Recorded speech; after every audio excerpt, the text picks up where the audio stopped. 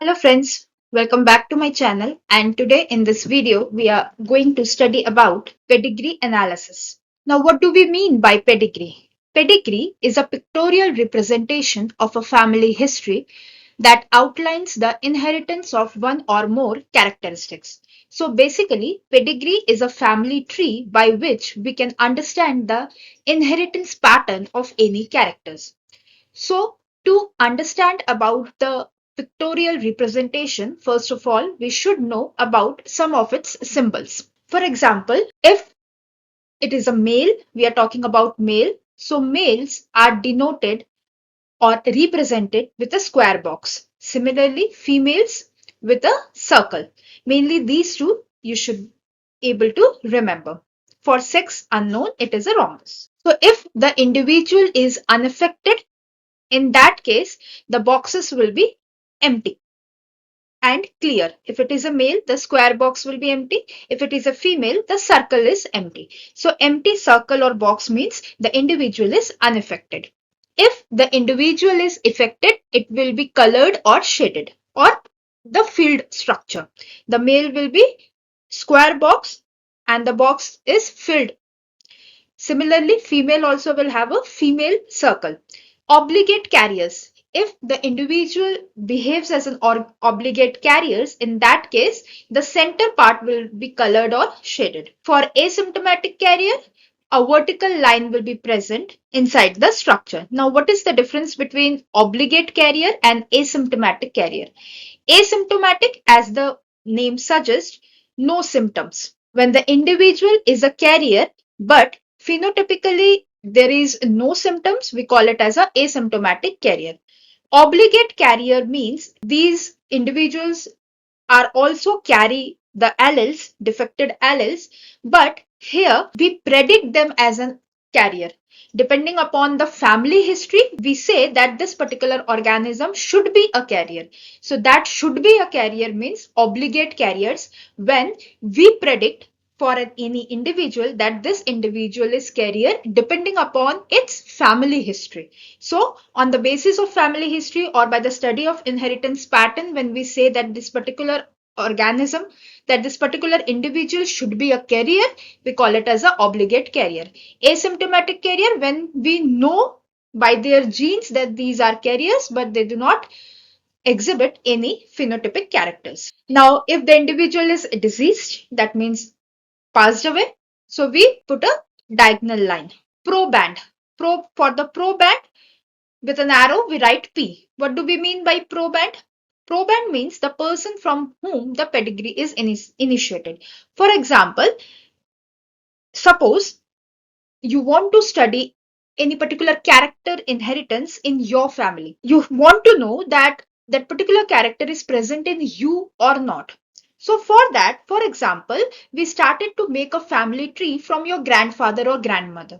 So the person from whom the pedigree is initiated, that person will behave as a proband. If any pedigree is initiated from you or me, then we will become the proband because we are the person from where the pedigree is initiated. So proband means the person from whom the pedigree is started or initiated, that person will behave as a proband. Next, twins. How we can show twins? For that, we'll connect two boxes or two circles. If between the boxes like this a line is there, that means identical twins. If no line is there, only the connection is there, then we call it as a non-identical twins. And if question mark is there, in that case, we don't know. Next is consanguinity. That means mating between related individuals. The box is connected with the circle through a double line. So double line means single line stands for represents mating. When double line is present, that means mating between related individuals. For example, if I marry my maternal brother, that is a consanguinity. That is mating between related individuals. Now, one more thing to know in pedigree charts, that is the numbering. If you can see here, two categories of numberings are present. One in Roman and another in Arabic. So the Roman numberings, these numberings denote generations. So this is generation 1, generation 2 and generation 3. This 1 and 2 in Arabic, they represents number of individuals in that particular generation. For example, in generation 1, 2 individuals are there, 1 and 2. In generation 2, how many individuals are there? 1, 2, 3 and 4. Similarly, in generation 3, 1, 2, 3, 4 and 5.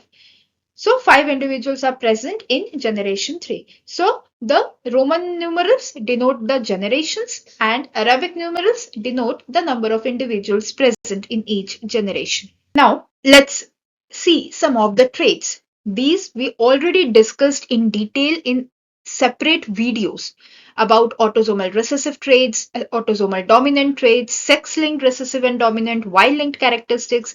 These all we discussed in detail in separate videos studying about their properties, their probability, the way they transmit. We already studied about these. So in this video, I'll move little fast just to revise what we learned in the last videos. So autosomal recessive trait. From the word itself, autosomal, that means these are not sex linked. So when these are not sex linked, they'll appear with equal frequency in both the sexes. Autosomal traits, they appear with equal frequency in both the sexes because they are not sex linked. Next term is recessive. Recessive means they can skip generations. Recessive also means both the alleles are needed to express the character. Now, a recessive trait is more likely to appear in a pedigree when two people within the same family mate, because there is a greater chance of both parents carrying the same recessive allele. If parent 1 is having one recessive allele, if parent 2 is also having one recessive allele, so after mating, the child will get both the alleles and the child will show the phenotype. Next is autosomal dominant trait. So again, the word autosomal means appear in equal frequency in both the sexes. Dominant means there won't be any skipping of generations. And dominant also means that even a single allele can express the trait. Coming to X-linked recessive, again, this is recessive, so skipping of generation can happen. When it is X-linked, it will be more frequently in males. Why so? Because females carry two X chromosomes, whereas male carry only one X chromosome. So because it is recessive, if one X is mutated in case of female, the female will not show the phenotype. She will behave as a carrier. But in case of males, if this one X is mutated or diseased, in that case, the male will show the phenotype because they have only one X in their chromosome. So they appear more frequently in males, though they are recessive, but because male carry only one X, so the defective that particular one X can show the character. Now, affected males are usually born from carrier mothers. Of course, when it is affected, so this X might have come from mother only because this is male. So male carries one X and one Y. So Y should always come from the father because Y is only present in males. So this Y part should always come from the father side. So the X part of any male will definitely come from the mother. So if the male is diseased means the mother should be a carrier. Now this characters or such characters do not pass from father to son. Of course, because father donate Y chromosome to son. X-linked dominant. Again, the word dominant will not skip the generation. It will not pass from father to son because father can only donate Y chromosome to son. They will appear both in males and females because in case of males, anyhow, if it is recessive also, they'll express because they have only one X chromosome. So definitely if it is dominant, they will express. But in case of female also, because female has two X chromosome, if one is defected and because this is dominant, they'll express. So dominant X-linked will appear both in males and females. They will often affect more females than males. Affected males are born from affected mother, of course. Again, the same thing which we learned in X-linked recessive just now, that if this male is affected, so that means this affected X must have come from mother only because Y cannot come from mother.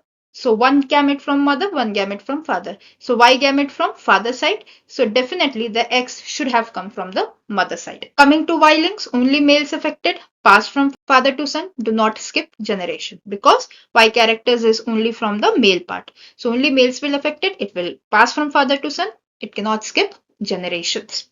Clear? So let's summarize. Autosomal means equal frequency in both. Recessive can skip, dominant cannot skip the generations. Clear? X-linked. Recessive can skip the generation, dominant cannot skip the generation, cannot pass from father to son. X-linked recessive will be more frequent in males because it is a recessive. In case of female, because two X are there. So if one X is affected, it will behave as a carrier. But in case of male, only one X, so even the recessive will express. So whether it is recessive or dominant, in case of male, it will express, but for female, only the dominant character will express. Now let's solve this pedigree. The following pedigree represent the inheritance of a rare disorder in an extended family. What is the most likely mode of inheritance for this disease? Assume that the traits is fully penetrant. We learned about penetrance in one of our videos. So now, I would request you to pause the video, try to solve by yourself, and then come back to the video to see how to solve this pedigree chart. Now, first of all, what we can see from this chart is all males are affected. As you can see, all red boxes are colored. That means all males are affected. So in the first go, without thinking, it should come in mind that it can be a Y-linked character because all males are affected. But it is not a Y-linked character. Why? Because if you can see this male, second generation, sixth male, this male is affected. But in the next generation, none of the males are affected. If it is a Y-linked, then this character should have get transmitted in all the males because the father will only donate Y chromosome. But here we can see that none of the males are affected. Clear? So that means this is not a Y-linked character. Next observation from this pedigree is, as we can see, all the males are affected. So that means it is not an autosomal trait as well. Because we learned in autosomal, both the sexes have equal frequency of getting affected because it is not sex linked. So both the sexes, male and female, should have an equal frequency. Here we can see only the affected males. That means the disease is also not autosomal. Now we are left with only X-linked recessive and X-linked dominant. We have only these two. Now we have to decide whether it is a recessive character or it is a dominant character. So first of all, as we can see in this case only, the mating between 5 and 6 in the second generation. In the third generation, none of the offsprings get the disease. Then again in the fourth generation, from this girl 9, this male got affected. So there is a skipping of generation. Generations are skipped. So when we get skipped generation? In case of recessive disorder. So this inheritance is X-linked recessive inheritance. Now this one is your homework. The question is same. This is a pedigree chart of a family having a rare disorder. You have to tell the mode of inheritance of that disorder. Do let me know in the comment section. If you found the video informative, please do like, share and subscribe the channel and hit the bell icon for the next video notification. Till then, stay safe, stay happy.